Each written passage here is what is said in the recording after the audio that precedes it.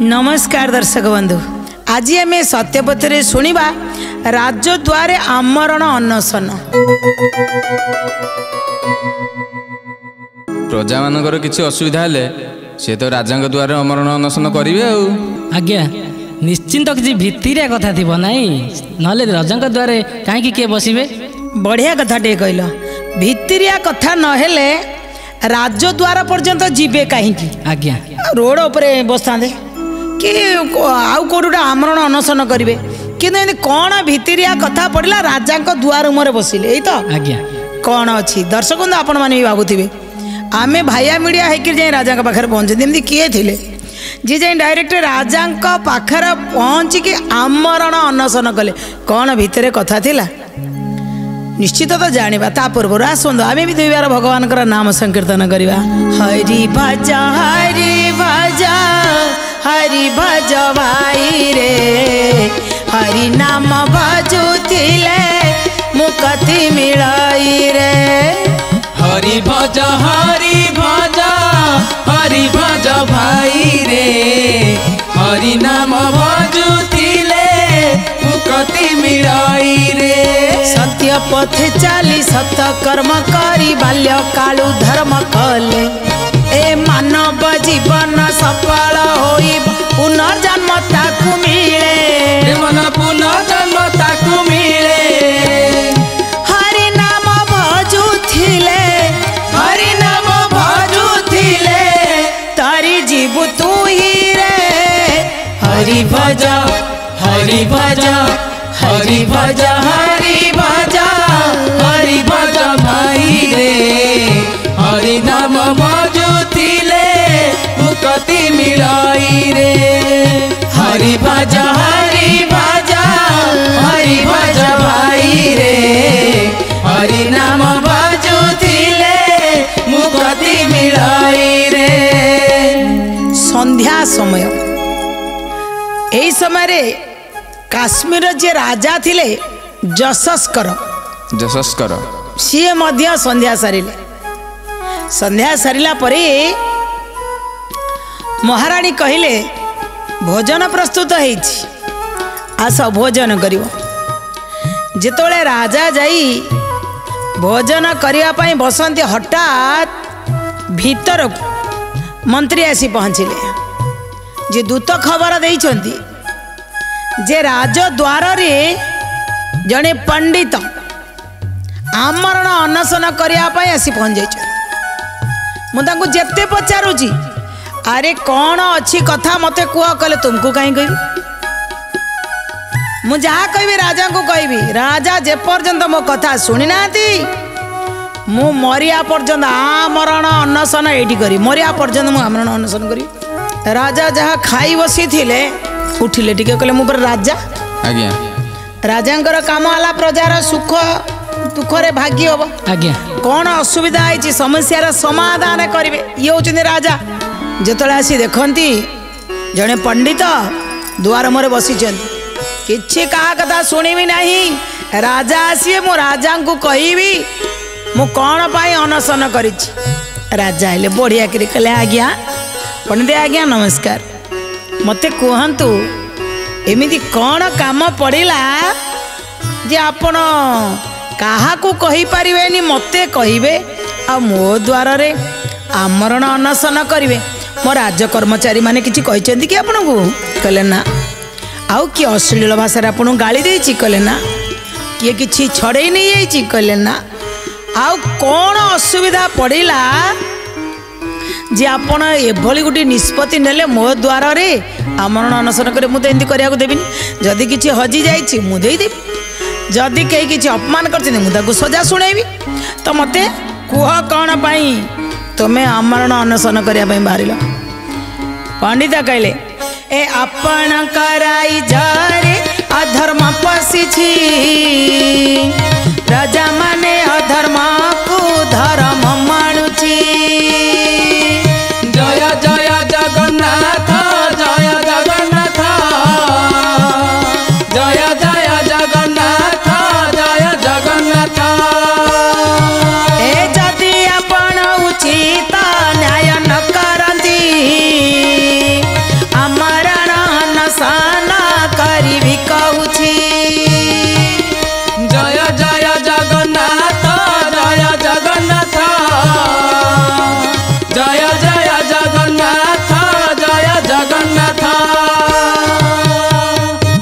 जदि आपण उचित न्याय न करती मु मरबी मते लगुच आपणक राइजरे टिके अधर्म पशिगला राजा टिके बसिले कहले कौन है मुझे तो धार्मिक राजा कथारे भी मो पक्का किंतु अधर्म पशिला पुणी पंडित कहते पुरोहित जड़े कहते वयं राष्ट्रे जागृयाम पुरोहिता राष्ट्र को जागरण कला वाला होचंदी पुरोहित तो ये पुरर हित जी करती से पुरोहित ये राष्ट्र को जागरण करने परिवर्ते कहले राष्ट्र अधर्म रे बुड़ीगला कहले कौन है तो मते खोलिक कहतु मु जानी आमरण अनशन करने पूर्व आपणकर दाबी कि मु पूरण करी कहतु कौन है ना शुणु मु किछि दिन पाई विदेश जाइथिली आज्ञा विदेश गला परे मु जतोले राजा सिना पूजा पाए अपना देश रे किंतु जे कवि जे पंडित से पूजा पाती देश विदेश रे आज्ञा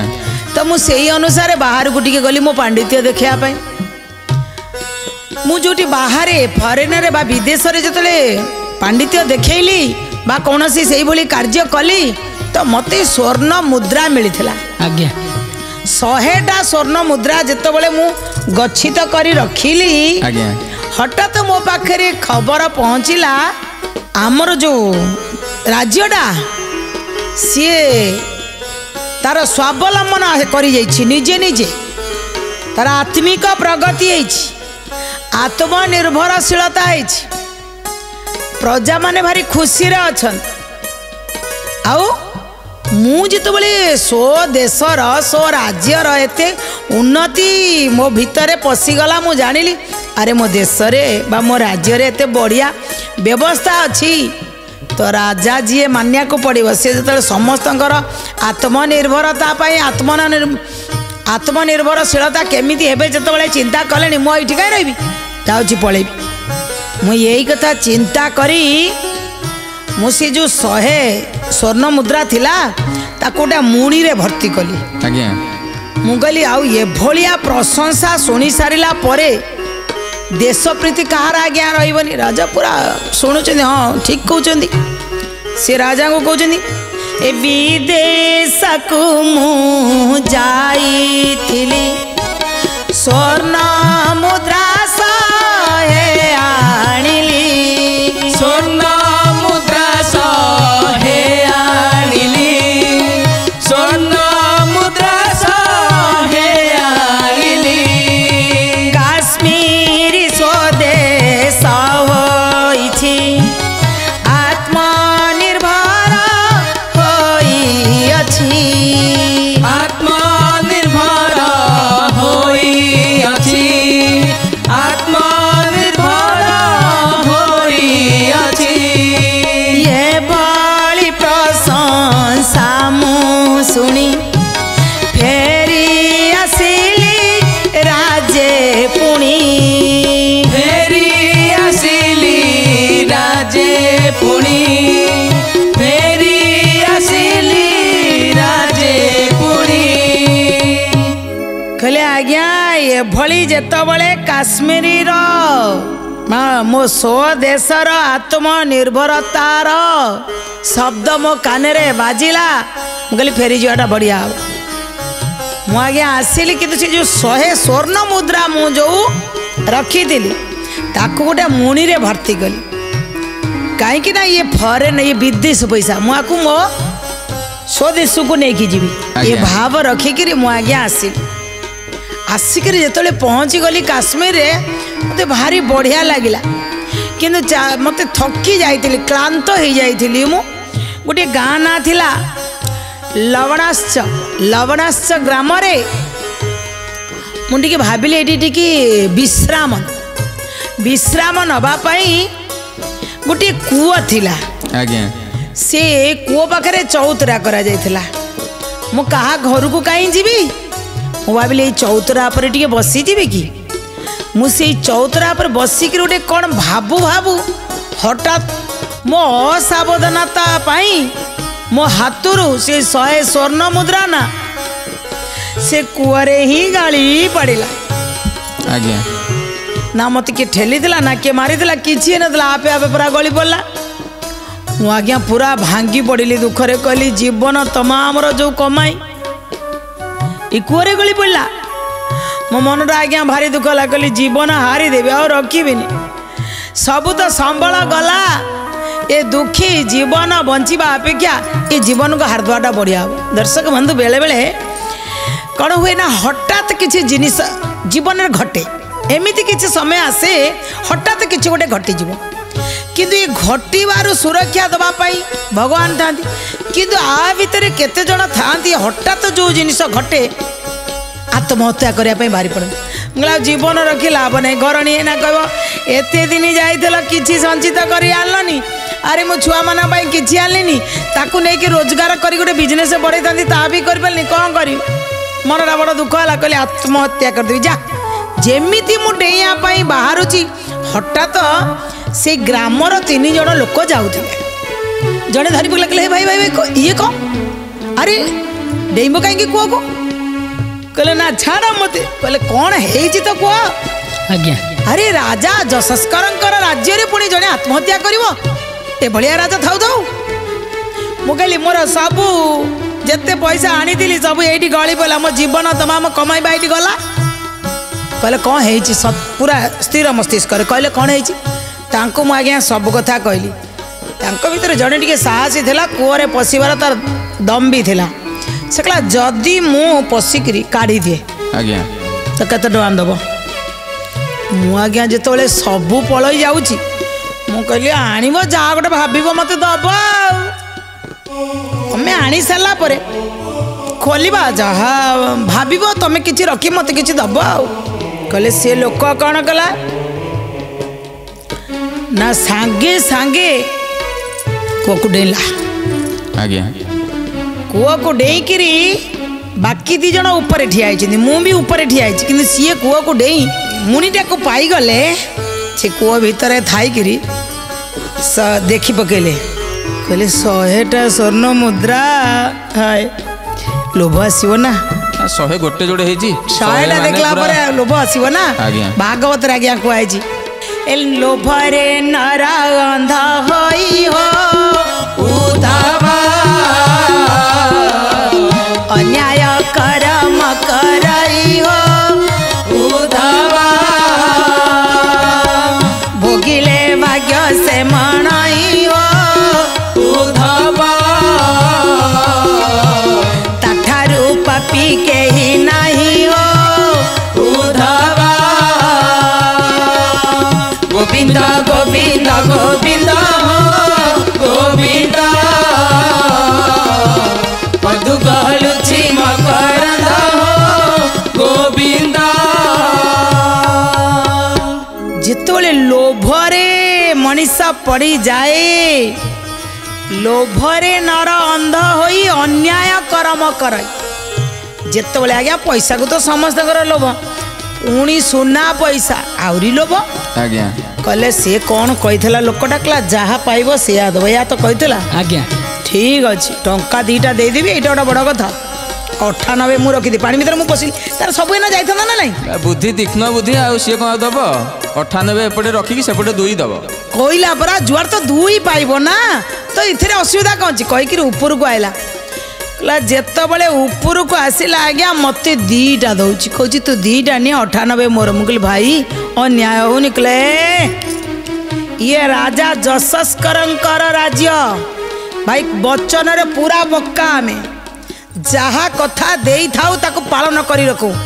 ତୁମେ କଥା ଦେଇଥିଲ ବଚନରେ ପୁରା ଏକଦମ ପକ୍କା, ଏଠି ନିର୍ଭୁଲ। ଆପଣ କହିଛନ୍ତି ଯାହା ତମ ଇଚ୍ଛା ଦେବ, ତ ମୁଁ ଦେଲି, ପୁଣି କାହିଁ ମୋତେ କହିଲ ଅନ୍ୟାୟ? ଯଶସ୍କରଙ୍କର ବଚନରେ ଏଠି ରାଜ୍ୟର ପ୍ରତ୍ୟେକ ଲୋକ ଯାହା ବଚନ ଦେଇଥାନ୍ତି ପକ୍କା ରକ୍ଷା କରନ୍ତି, ବ୍ୟବହାରରେ ପୁରା ତାକୁ ପାଳନ କରନ୍ତି ବଚନକୁ। ତେଣୁ ଆପଣଙ୍କ ବ୍ୟବହାରରେ କ'ଣ ଏମିତି ଠକ ପ୍ରବୃତ୍ତି? ବଚନରେ ପକ୍କା ମାନେ ମୁଁ ତ ତାକୁ କହିନଥିଲି 98 ନେବ ବୋଲି। ମୁଁ କହିଲି ଯାହା ଗୋଟେ ତମେ ନେବ ମୋତେ ଦେବ, ଅନ୍ତତଃ ସେ 50-50 କରିଥାନ୍ତା। ତାମାନେ ମୋତେ 2ଟା ଦେଇ ସେ 98 ରଖିଦେବ। ତାମାନେ ଆପଣ ଅଧର୍ମ ସବୁ ଶିଖଉଛନ୍ତି, ପ୍ରଜାଙ୍କୁ ଅଧର୍ମ ଶିଖେଇ କହୁଛନ୍ତି ଏଇଟା ଧର୍ମ। ରାଜା ଟିକେ ଚିନ୍ତା କଲେ, ନା ଟିକେ ଭୁଲ ହେଇଗଲା, ଆଉ ଇଏ ଏମିତି କହିବାର ନଥିଲା। 98ଟା ଜଣେ ରଖିବ କି?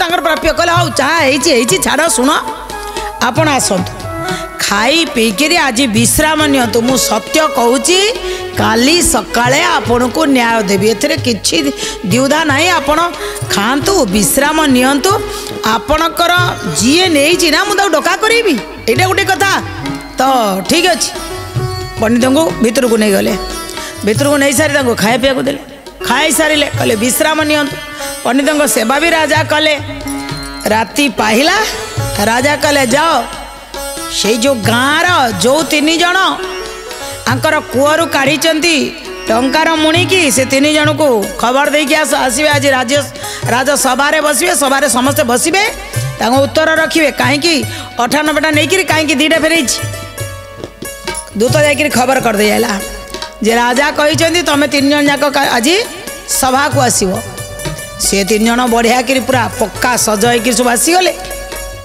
आसी जो पहुँची गले राजा आगे विचार विमर्श कले पंडित को कहले कौन है कह पंडित तांकर जहाँ करया कथा कहले लोक मैंने समस्ते बसी सब लोक भी डकाई आ सहित देखिया राजा कौन करुँच आज न्याय पचारे तुम्हें ये पंडित जहाँ कहले सत कहले हाँ तुम्हें 98 नहीं कहले हाँ कहले कहीं ना सत्य मु पालन करिछि जा कहिले करिअछि जहाँ कहिले करिअछि जहाँ कहिले करिअछि राजा कन्याय पण देखी नगरवासी हेले खुशी नगरवासी हेले खुशी नगरवासी हेले खुशी जहाँ करिछि मु ठीक करिछि मु सत्य तो पालन करिछि मु कौन भूल करिछि मते कहले जहाँ देले चलियो मु जहाँ देली पुणी इधर मोर कोटी भूल रहिला आपण को इच्छा अनुसार मु सत्य पालन करिछि अरे जने जहाँ दब कहब बोली तुमको कौन तुम्हें 98टा रखियाटा कौन सत्य आ तांको 2टा फेरेवाटा कौन सत्य तुमको ये लगिला टे खबर कले मंत्री महाशय गोटाई मुणी रे 98 स्वर्ण मुद्रा गोटे मुणी रे 2टा स्वर्ण मुद्रा आण चिंता कर देख राजा न्यायर केते गुढ़ तत्व कहले गोटाई रे 98 आनिबो आ गोटे रे 2 आनिबो आज्ञा 2टा आज्ञा जेतबले मुणी आनिकरी पहुंची गले कहले 98टा जोटा रखीच पंडित को दियो ये 98 स्वर्ण मुद्रार हकदार ये आज एतिके प्राइज पाइले दे देले ये सतर अच्छी आउ ताकू टिके अनेले कहले आइल ठीक तुम्हें सत्य कहीच सत्य करिच कूअरे पशिच काढ़ीच मात्र 2टार हकदार तमें 2टा निह राजा तरफ जो प्राइज दिगला यहाँ हूँ पुरस्कार ये देख 98 जी पाला से आउ ठीक अच्छी रास्ता रे किंतु तुम्हें लोभ पाई केते लज्जित देख 2टा उपहार मोटू पाइल आउ मन रख अन्यर हक छड़े खाइले केही केबे सुखी हो पारे जार जेतिकी प्राप्य तुम्हें 2टा रखिक 98 दे था आज्ञा किंतु तुम उल्टा कल जे जार धन ताकू सबू जाक रखी तुम्हें दयारे 2टा दौच आज बर्तमान मु तुमको 2टा देली एतिकी स्वाभाविक तुमको केमती लगिला पुरस्कार रे मात्र 2टा आउ जड़े ताकू पूरा 98टा तुमको टी अलग लगलानी लज्जित हेले किंतु जेते लोक थिले कहले अमर राजा जशस्कर की जय राजा जशस्कर की जय जय जयकार है कहले बढ़िया राजा कहले ए अन्यर जगार जाति भोग करुथिबा परिश्रम ठारू जदि अधिक खाइबा जय जय जगन्नाथ जय जगन्नाथ जय जय जगन्नाथ जय जगन्नाथ अन्य को दुख देई जे सुखी होई थाए निज कर्म पाई परे दुखी से हुए जय जय जगन्नाथ जय जगन्नाथ जय जय जगन्नाथ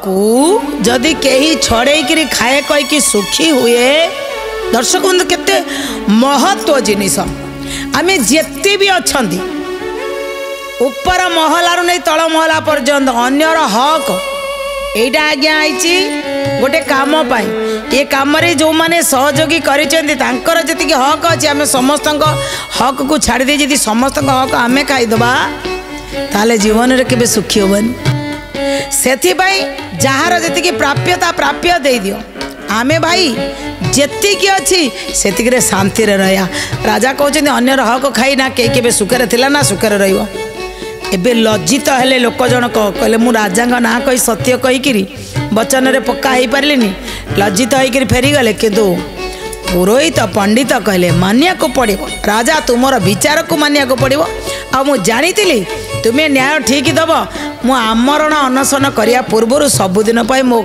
समस्यार समाधान कर राजा तुम्हें दीर्घायु हुआ यशस्वी हुआ जुगे जुगे तुम ना रहू से तो आम सत्यपथरे राजा यशस्कर कथा कहलु दर्शक बंधु वास्तव में आम कहार हक को छड़े खाइबानी न्याय जोटी थी ना न्याय जगार ठीक न्याय दे जश कीर्ति अर्जन करवा ये कामनार सहित आज कथा को ये रखुचु रोचु नमस्कार जय जगन्नाथ।